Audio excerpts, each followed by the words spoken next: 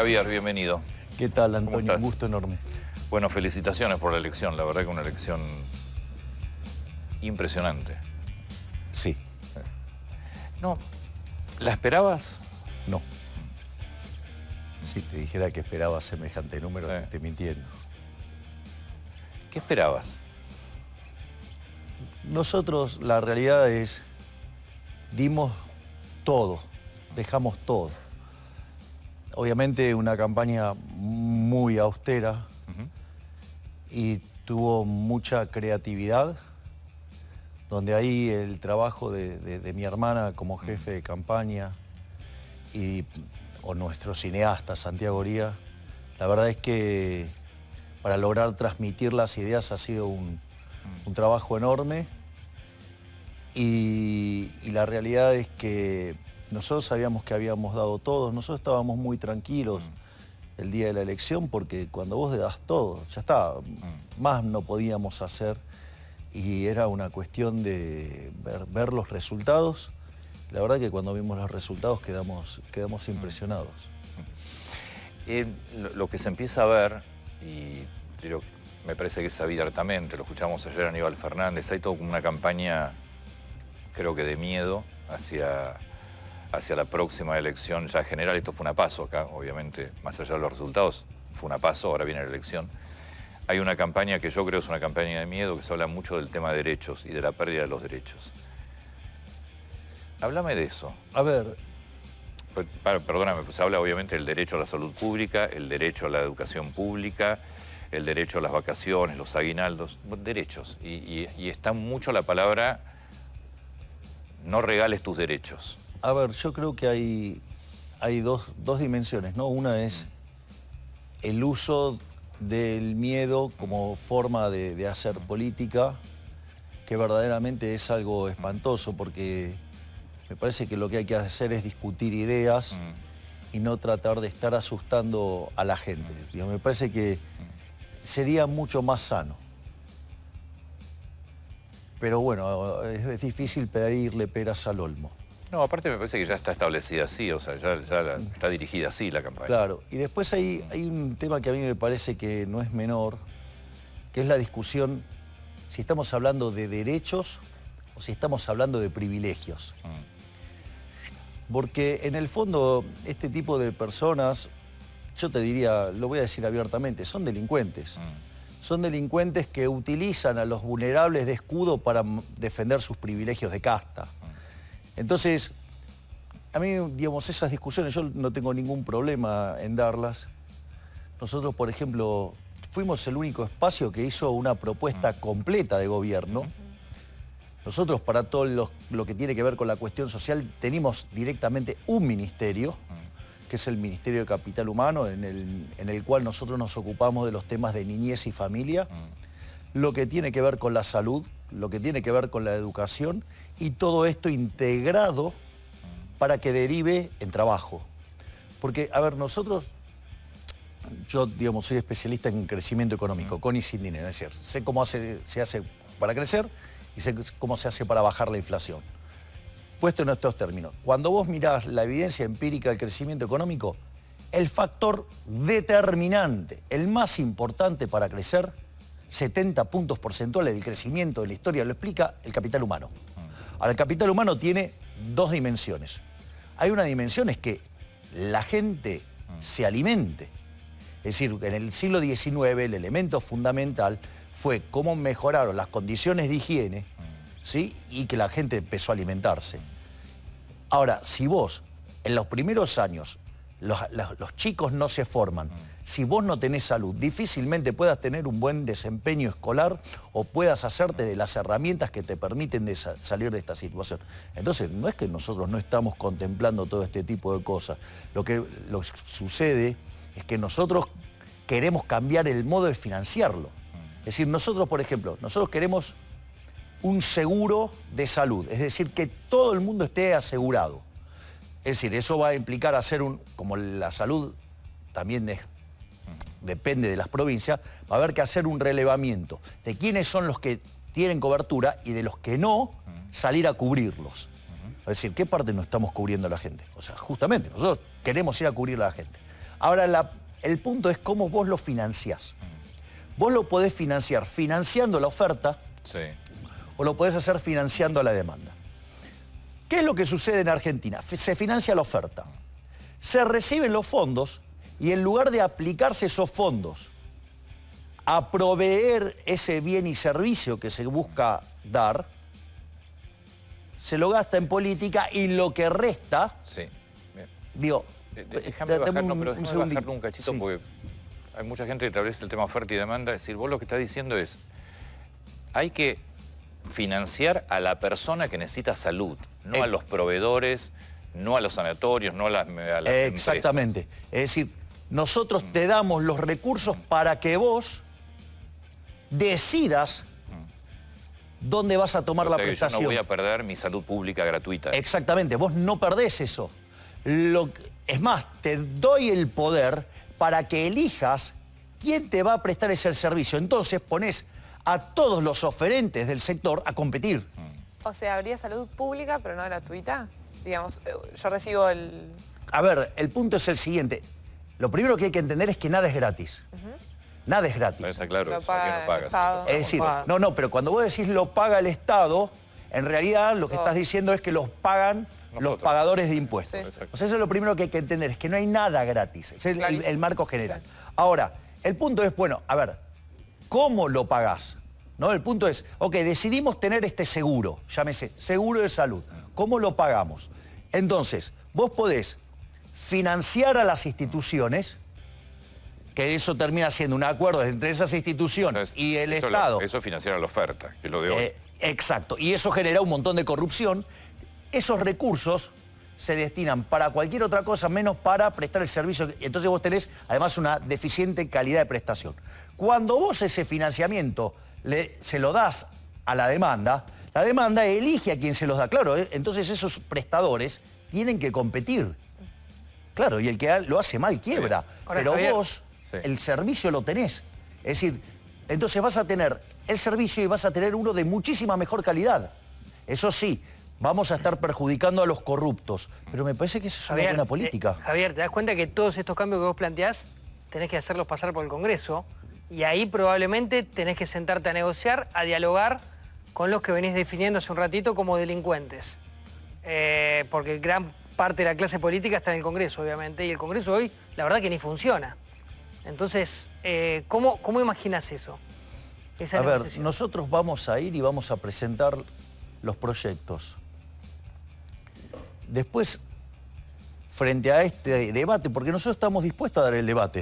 Es decir, a ver, en los últimos 6 meses o un año, yo hice pública mis propuestas, lo abrí al debate. Ahora, lo único que me encontré a lo largo del último año fue un montón de falacias ad hominem. O sea, Dios, se dedicaron a discutir, no sé, digamos, hasta mis perros, ¿sí? Pero, digo, o sea, nadie se dedicó a discutir una sola de mis propuestas. Entonces, nosotros estamos dispuestos a dar el debate, vamos a llevar los proyectos al Congreso y después, digamos, la casta política tendrá que explicar por qué quiere bloquear mecanismos transparentes y que mejoran la calidad de vida de los argentinos en favor de situaciones que favorecen a los corruptos. Esto, digamos, es una cosa bastante pesada, por decirlo de alguna manera. Déjame que me despida de A24, seguimos por América, como siempre, aquí con Javier Milei, hasta las 10:30 con Buenos Días América. Déjame volver al tema de los derechos porque es lo que empezamos a escuchar sistemáticamente ahora. Está claro que es parte de la estrategia que definió el gobierno, que también abiertamente dice, yo quiero que el balotaje sea con Milei. Pues esto es lo que plantea el gobierno, tiene que ser más a Milei el balotaje. Y habla mucho sobre los derechos. Me queda claro el tema de la salud pública. Se habla de los derechos a la educación.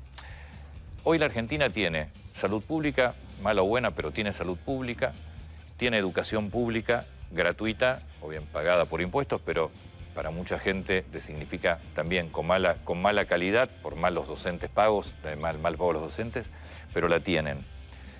Se habla mucho de vas a perder el derecho a las vacaciones, el derecho al aguinaldo. Milei viene por todo. ¿Me contás? Me quedó claro lo de la salud pública. A ver, en educación la situación es absolutamente parecida. porque el financiamiento lo llevan, la reciben las instituciones, utilizan ese financiamiento para hacer política y lo que queda lo ponen al servicio de las personas que quieren tomar ese... Pero ahí estás hablando de las escuelas privadas con subsidios, pero ¿qué pasa con las públicas? No. A ver, de hecho, la educación en Argentina es pública. Puede ser de gestión privada o puede ser de gestión estatal. Ya sea. Entonces, a ver, ese financiamiento está, no es que no está. Lo que digo es, no lo quiero poner en las instituciones, no quiero financiar a la oferta, quiero financiar a la demanda. A ver, el voucher más conocido de la Argentina, nadie sabe que ese es un voucher, pero es un voucher, es la SUBE. La SUBE, sí. La SUBE es un voucher. Sí. O, digamos, nosotros que tenemos unos años más que ellos, o sea, lo hemos vivido. Habla por vos, ¿eh? Ok. En una época, no te veía tan coqueto con el tema de la edad. Tengo 6 años ya. En realidad la que tiene mucho menos es ella. A ver, el punto es el siguiente. En una época, no sé, en los 90 nos pagaban el sueldo y una parte nos pagaban por algo, los tickets canasta. Sí. Eso era un voucher también. Es decir, que era aplicado a el alimento. Que de hecho, una de las cosas que pasó con eso es que vos tomabas los vouchers y había un mercado de vouchers donde los comercializabas. Como en realidad vos querés asegurar la educación, vos querés asegurar la salud, la SUBE tiene el perfeccionamiento que te permite de que lo vas a aplicar a eso, no a otra cosa. Sí, igual, perdóname, el ticket, que después termina desactivándose, ticket canasta, que servía para restaurantes y supermercados, las empresas los tomaban para después no pagar cargas sociales también. Entonces También, los exacto. aumentos con eso. Exacto. Entonces, a lo que voy es que no es que no funciona. De hecho, el sistema de vouchers, nosotros estuvimos, por ejemplo, hablando con la persona, el empresario que lo puso y lo tiene funcionando en Suecia. Básicamente tiene 25 escuelas, tiene 40.000 alumnos. Sabemos que Suecia tiene los mejores resultados en las pruebas PISA. Estos colegios tienen los mejores desempeños en ciencia, en inglés y en matemática. Es decir, cuando vos fomentás la competencia, los resultados florecen. Entonces, la pregunta es, hay que explicarles por qué no quieren. Y básicamente es porque atrás de esto hay corrupción. A la madre que manda a su hijo al colegio público, ¿qué le va a cambiar si vos sos presidente? Lo que le va a cambiar es, bueno, primero que no va a tener que sufrir la inflación. Segundo, que tenemos una política de seguridad consistente. Y en lo que tiene que ver con la prestación en estos términos de bienes, no solo que no los va a perder, sino que ahora los va a tener de mejor calidad. Claro, pero ella la va a pagar, pero con este voucher. Pero es que, digamos, vos ponés la tarjeta y automáticamente eso después entra en las arcas del Estado. O sea, digamos... O sea, la persona no es que vaya a pagar el colegio. Digo, vos en términos técnicos sí lo estarías pagando. Está bien, pero vos no sacás dinero tuyo. No, por eso, para Lo eso pagás tenés, vos, por eso tenés el voucher. Es decir, entonces se te financia que vos, pero con la situación en la cual vos elegís a la institución a la que querés ir. Claro. Entonces ponés a la oferta a competir. Y eso es lo que mejora la calidad del servicio. Está bien, vos, pero vos hoy, está bien que vos, si vos sos presidente, no es que tenés estados a cargo, escuelas a cargo, pues la escuela depende de cada distrito. Pero, por ejemplo, los colegios de la Ciudad de Buenos Aires, los colegios públicos de la Ciudad de Buenos Aires, están financiados por la Ciudad de Buenos Aires. Está bien, pero de vuelta, nosotros no es que vamos a quitar esos colegios, lo que queremos es que compitan. Y para eso hay que cambiar el mecanismo del financiamiento. Es decir, y darle el financiamiento a la gente, no a las instituciones. Porque ahí se producen desvíos y ahí es donde aparece la corrupción y ahí es donde se deteriora la calidad del servicio. A ver... Javier, más allá del... No, dame un segundito, porque esto es importante.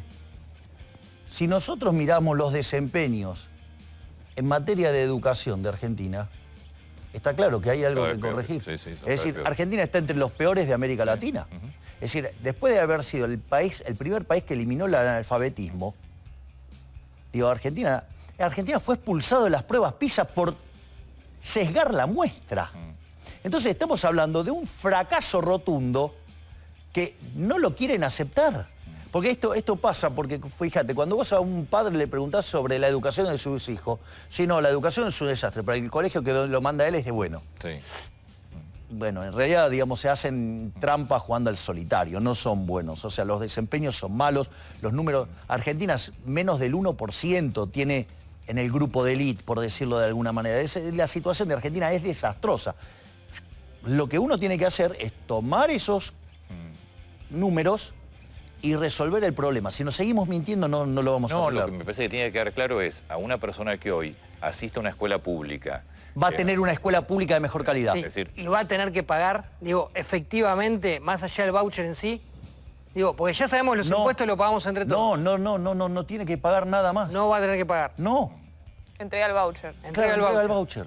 La persona que hoy se atiende en educación, en salud pública. Lo mismo. Digamos, va a tener un seguro que le dé contención. Pero Vas, ese entregas tu seguro, ¿se lo va a dar el Estado o va a ser pago? No, se lo va a dar el Estado para que, digo, justamente pueda resolver el problema. Ahora, Javier, muchos también se preguntan en estos días qué vas a hacer, por ejemplo, cuando todos los gremios docentes salgan a la calle ante una posible de estas reformas. ¿Qué va a hacer Javier Milei, presidente? Pero, a ver, entonces le preguntaré a los docentes qué es lo que quieren hacer. Entiendo que los docentes deberían estar comprometidos con la mejora en la educación. Entonces, si genera un sistema que genera más competencia y que se vuelve más productivo, a los docentes les va a ir mejor porque van a tener mejores remuneraciones también. Es decir, van a querer, como pasa en Sí, Suecia, los ir a docentes- los colegios donde va mejor porque les va mejor Pero a recuerdo ellos. cómo han reaccionado cuando se los quiso evaluar más seguido, que eso también estaba muy bueno para el sistema. Bueno, me parece que en una sociedad competitiva vos tenés que ser evaluado. Ustedes son evaluados minuto a minuto. Sí. O sea, ustedes tienen una cosa que se llama minuto a minuto y evalúan cómo están haciendo su trabajo. Entonces la pregunta es ¿por qué hay algunos actores que no quieren ser evaluados? Porque eso también, o sea, como mecanismo de señal, quiere decir que si vos no querés ser evaluado es porque aun cuando haya una mala percepción de que sos trabajando, de cómo sos trabajando, quiere decir que entonces sos peor todavía, porque si no querés ser evaluado, a mí me parece que una de las cosas que nosotros venimos a traer es la competencia. Es que la gente empiece... A ver, ¿cuál es la magia que hace que el sistema capitalista florezca? Es que solamente se puede ser exitoso sirviendo al prójimo con bienes de mejor calidad a un mejor precio. Entonces, vos, es más, es un sistema, como decía Bastiat, dice, donde entra el comercio no entran las balas. ¿Por qué? Porque, no sé, yo lo podría odiar a él, pero le tengo que vender mi producto. Bueno. Entonces lo tengo que tratar bien. Entonces es un sistema que promueve la paz, la convivencia, pero además mejora la calidad de vida. Estados Unidos le compra petróleo a Venezuela, básicamente, ¿no? Bueno. Está claro. Entonces, Te pregunto por tema, siguiendo con esta línea de, hay una serie de proyectos tal vez polémicos o que algún sector trata de polemizar. El tema tenencia de armas, o portación, para que quede claro cuál es la idea, cuál es el concepto que vos estás trasladando. a mí me parece que llevar la discusión ahí es una forma también de asustar a la gente, de ponerlo... Nosotros tenemos un programa de seguridad que tiene que ver con reformar la ley de seguridad interior, reformar la ley de defensa nacional, reformar la ley de inteligencia, reformar lo que tiene que ver con el sistema carcelario, el código penal y el código penal procesal. O sea, me parece que esa es la discusión grande. Respecto a lo que tiene que ver con la tenencia de armas, hay una muy buena ley. Es decir, lo único que no hay que hacer nada, hay que hacer que se cumpla.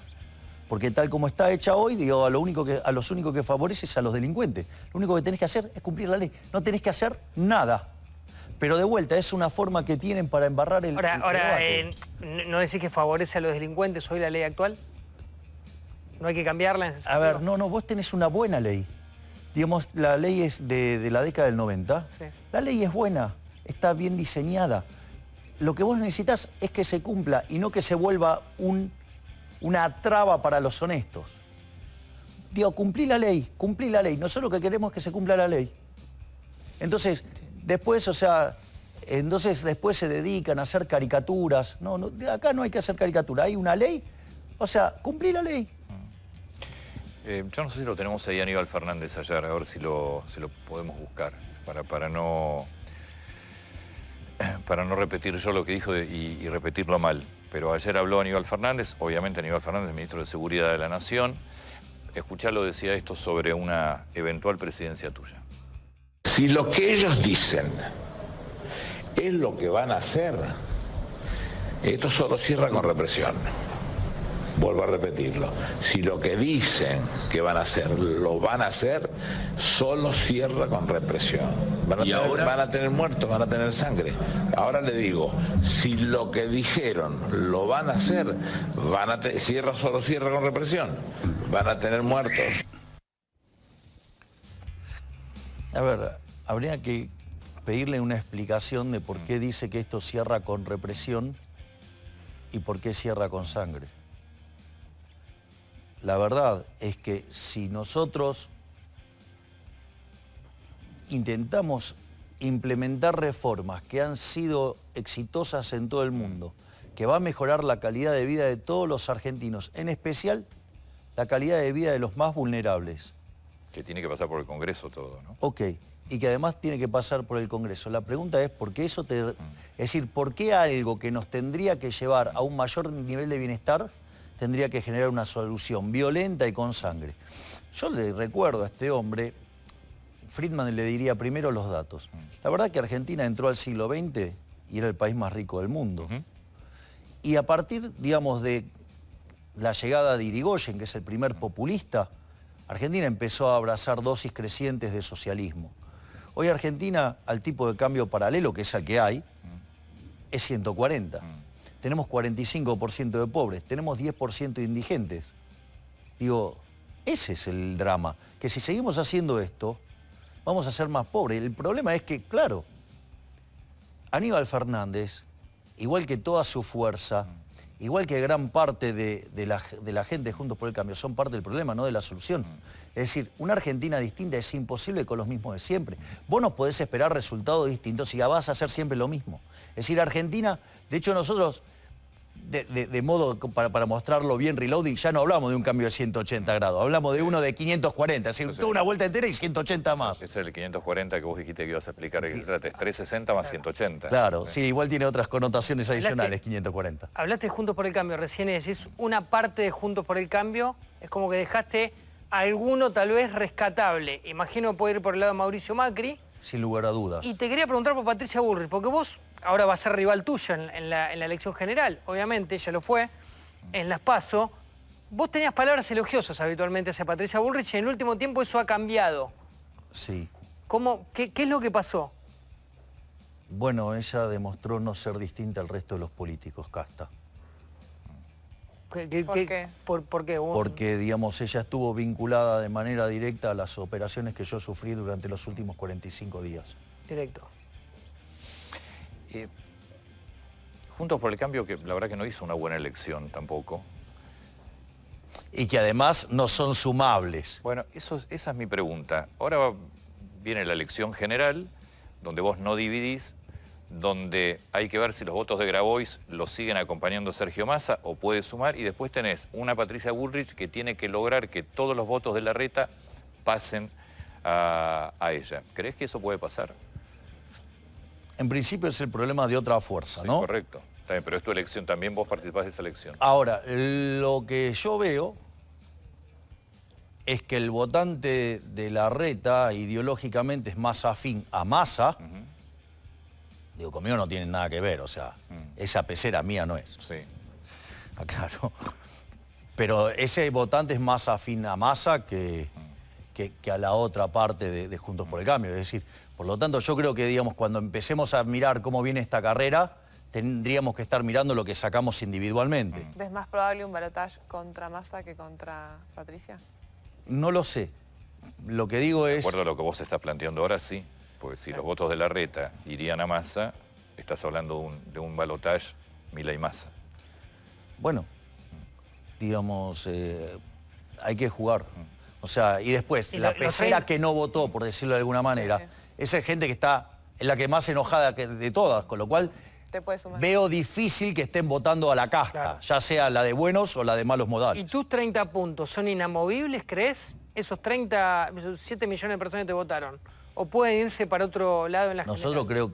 nosotros creo que tenemos un upside fenomenal, porque los que no fueron a votar, nosotros tenemos más chances de capturar a esos votantes, que son los votantes desencantados, que son los votantes que se hartaron del sistema, a punto tal que van y no votan.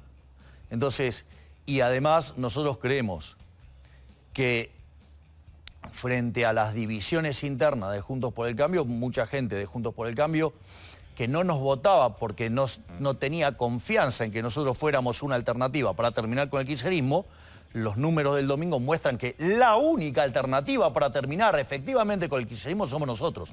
Porque no solo que nos hemos opuesto sistemáticamente y que hemos sido los opositores más rabiosos al kirchnerismo, sino que además hemos demostrado músculo político como para efectivamente ganar y terminar con el kirchnerismo.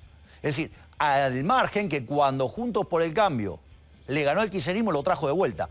Dicho sea de paso, que le ganó al kirchnerismo y que fracasó porque los propios le tiraban en contra. Y cuando vos tomes la lista de Juntos por el Cambio, es cierto, ganó el ala de Bullrich, pero después en la lista están también los de Larreta, con lo cual, digamos, el problema lo tenés, o sea, que la mitad te tira para el otro lado. Entonces, aún, digamos, si llegaran a ganar, también serían un problema, porque tendrían este problema de ingobernabilidad que los paraliza y, consecuentemente, después nos van a traer más kirchnerismo de vuelta. Por lo tanto, la única forma de terminar con el kirchnerismo, los únicos que garantizamos el fin del kirchnerismo, somos nosotros. Te traigo a la parte económica. ¿Qué pensás de lo que pasó ayer?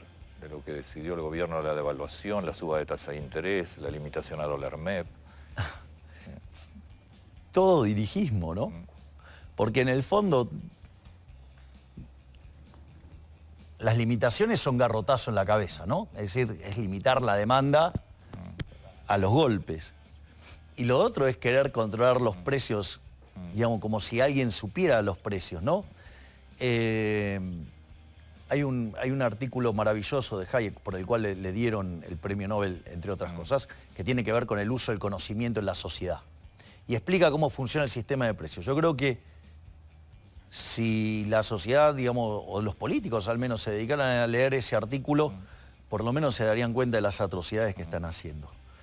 A ver, vamos por partes. Primero, el cepo es una herramienta nefasta porque es un cercenamiento a la libertad, porque no te permite expresar tu voluntad en términos de consumo presente, porque en el fondo, digamos, si vos te ganas tu dinero honestamente, podrías gastarlo en lo que se te da la gana. ¿Y quién es el gobierno para decir que no? Lechugas, verdes, no. No. ¿Quién sos para decirme eso? ¿No? Ese es el primer punto.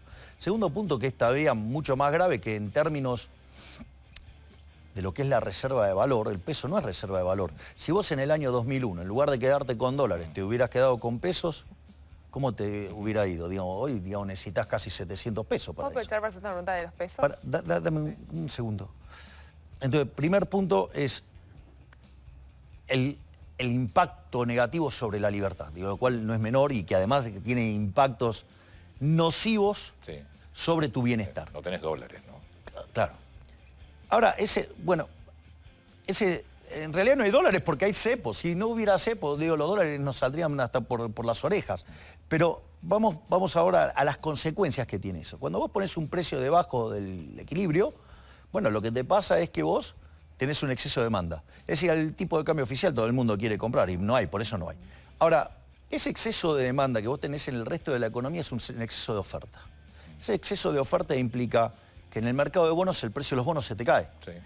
Que los bonos se te caigan, que significa altas tasas de interés, alto riesgo país. Alto riesgo país implica descoordinación macroeconómica en términos de actividad, que se manifiesta en que en un PBI per cápita que está 13%, 15% debajo del que teníamos en el 2011. Eso se manifiesta en que se te deteriora la demanda de trabajo. El trabajo formal sigue clavado en 6 millones de personas. Entonces, ¿cómo se maquilla el desempleo? Se maquilla con salarios reales verdaderamente espantosos que te lo está licuando todo el tiempo la inflación. A punto tal que 1/3 de los trabajadores, o sea, de los que trabajan, son pobres. ¿Esto qué quiere decir? que entonces vos tenés una demanda por gasto público para dar asistencia social que es monstruoso y es un círculo vicioso que tarde o temprano termina mal. O lo pagás en términos de pobres, indigentes y actividad, o lo vas a pagar con un estallido inflacionario. En algún momento, digamos, no te van a dar los números, digo, la explosión está pagando de las dos maneras. Exactamente, cada vez con más inflación y con cada vez más pobres e indigentes. En algún momento esa tensión se va a hacer más clara, es decir, a ver, si el gobierno quiere frenar el dólar, los precios, digo, con represión, el nivel de caída de la actividad, del empleo y de los salarios reales te va a generar un desastre social. Entonces, inexorablemente eso termina mal. Digamos, eso es lo que tiene que ver con el cepo. Vos tenías una pregunta. Hablé esta mañana con empresarios, dueños de algunas ALICs y me decían, nos gustaría hacerle una pregunta a Javier. ¿Qué va a hacer con el stock de pesos? Entender bien eso. ¿Cómo vas a resolver el problema? Bueno, esa es, te diría, la pregunta más inteligente de todas. Porque vos, el problema, cuando yo hablo de la dolarización es el único camino que tenemos para evitar una hiper. A contrasentido de lo que dicen economistas que supuestamente se arrogan saber del tema, la dolarización es el único mecanismo por el cual evitas la hiper. Porque justamente está lo que se llama el problema de los stocks, que es que adentro del balance del Banco Central tenés las LELIQs, para tener un orden de magnitudes.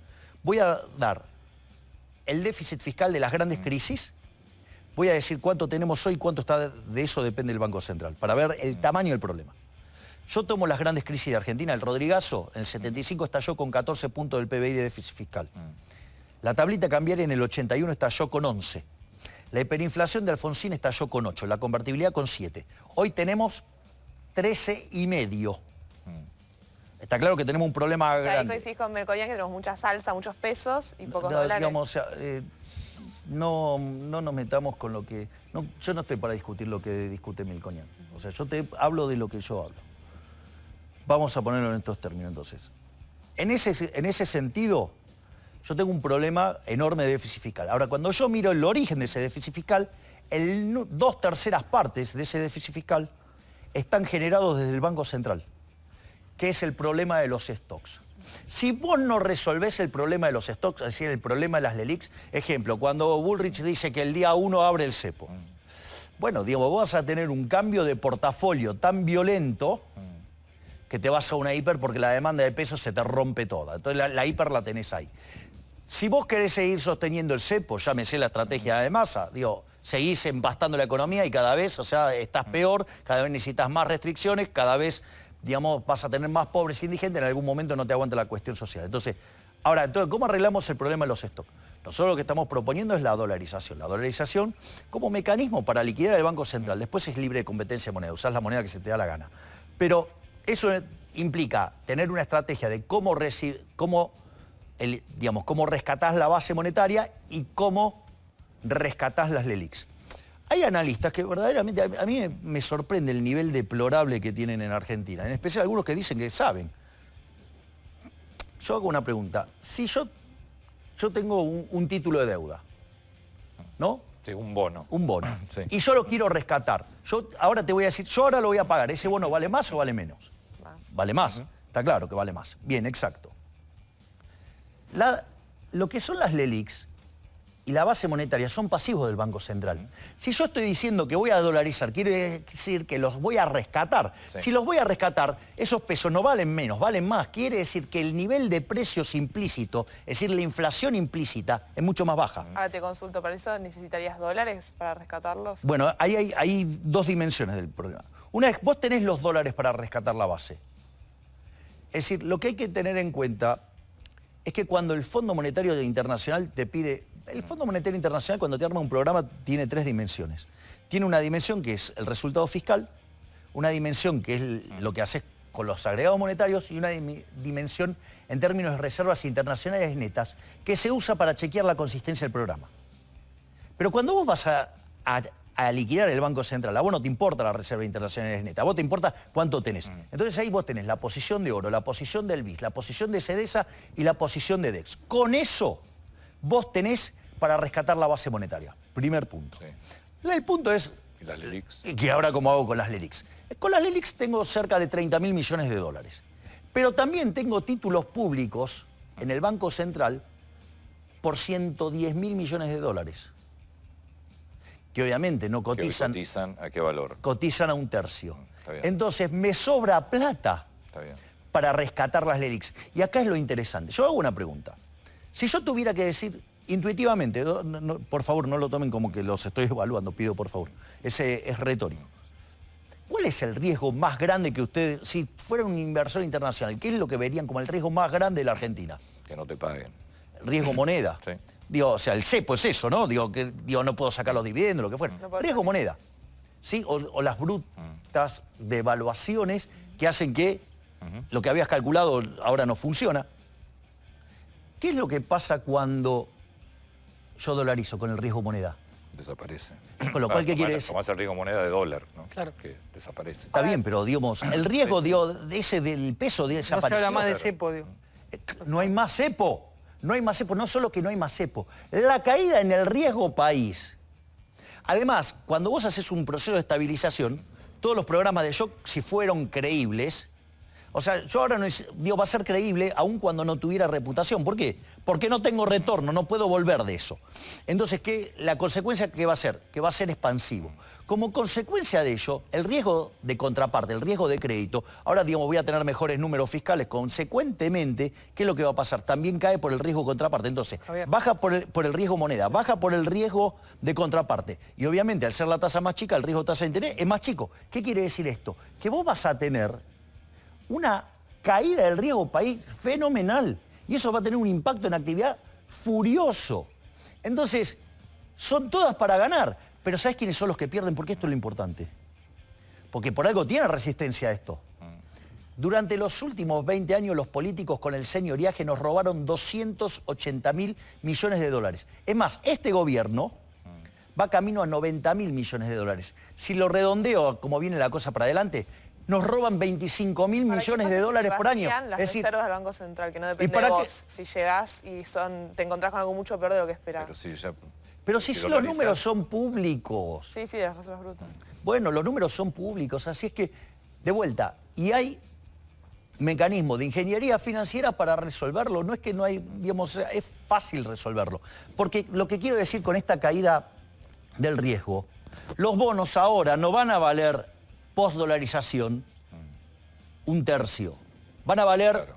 muchísimo más. Entonces, cualquiera querría ser parte de un negocio que en el lapso de, supongamos que tardamos como Ecuador, 9 meses, ganar el 100% piso, es un negoción. Por eso a mí me gusta tanto la estrategia que desarrolló Emilio Campo, para que gran parte de ese upside quede en las manos del Estado argentino y así bajar la deuda, baja la deuda bruta y obviamente la deuda Javier, neta. la deuda con el fondo. Última, ¿Cuándo se paga? ¿Cómo se paga? ¿Hablás con gente vinculada al fondo? ¿Hoy ya conocés? Bueno, ¿Te contactan? nos han contactado, digamos, tenemos que armar la reunión y en ese contexto nosotros creemos que no tenemos problemas con el fondo. Porque, ¿cuál es la clave de todos los programas del fondo? Baja el déficit. Bien, exacto. Y fracasa siempre, ¿por qué? Nadie lo cumple. Ahora, nosotros tenemos un programa fiscal muchísimo más agresivo que el del fondo. Es decir, para nosotros cumplir con el fondo no es un problema. Sería muchísimo más fácil porque estaríamos sobrecumplidos en las metas. Por lo tanto, porque nosotros tenemos esa convicción. 30 segundos, cuando tenemos que ir ya a un corte. ¿Por qué vos crees que le das miedo al mercado o no? En realidad esa es una mentira que establece... A ver, cuando vienen los bancos de inversión, ¿sí? O fondos de inversión, vienen y contactan analistas locales. ¿Cuál es el problema? Que muchos de esos analistas locales o son brutos o trabajan para políticos. Entonces venden historias verdaderamente macabras, como decir que la dolarización te lleva a una hiperinflación. Es decir, lo cual, digamos, es una estupidez. Es decir, es justamente para terminar con la inflación. Es decir, estás terminando con el problema, porque la hiperinflación, que es la muerte de la moneda por, digamos, por el efecto de que los precios se te descontrolaron. Entonces, y la verdad es que yo entiendo, a ver, yo de vuelta, aviso, digo, yo cuando me siento a dar charlas, yo cobro por dar charlas porque es lo que yo vivo. Seguro. Obviamente que hay un problema de compliance por el cual, digamos, o sea, yo no puedo tener esas charlas. Entonces van y consultan a analistas de muy baja calidad y involucrados políticamente, que justamente lo que quieren hacer es generar terror. Bueno, la verdad es que si no ven en el negocio en la cara, ¿qué querés que te diga? Digo, tarde o temprano lo van a ver, pero ¿sabés qué van a pagar con su reputación en términos del retorno que se perdieron? Javier, muchas gracias. Gracias, Antonio. Gracias a ustedes.